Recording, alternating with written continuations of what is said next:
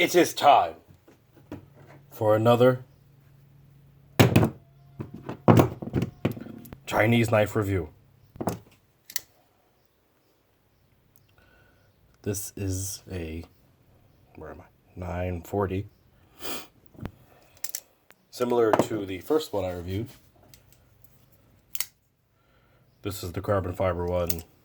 This one feels pretty Chinese after playing this one. But this one feels more substantial. I don't know how accurate this is to the real thing, but this actually has metal liners that come all the way up the scales. I think the carbon fiber on the real thing only stops here too. This one feels cheaper and flimsier, but I like this. I've been carrying this one for a while. Sharpen it up. It shaves. It's nice. It cuts. It's cheap. It's like $25. Let's see here. I can compare this to a tape measure for you. I could compare this to a hammer for you. And a worn out cutting disc.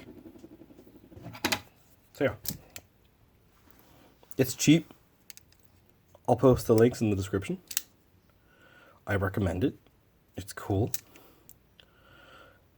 Again, I'm not endorsing knockoffs, but man, I cannot afford a benchmade, but I want a benchmade. I like the axis lock, so I will buy the cheap Chinese knockoffs. Until I'm rich.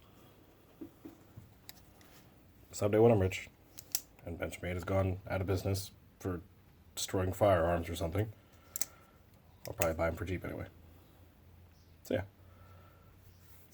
That is my cheap, short little review of the Chinese knockoff benchmade 940, whatever the G10 version is.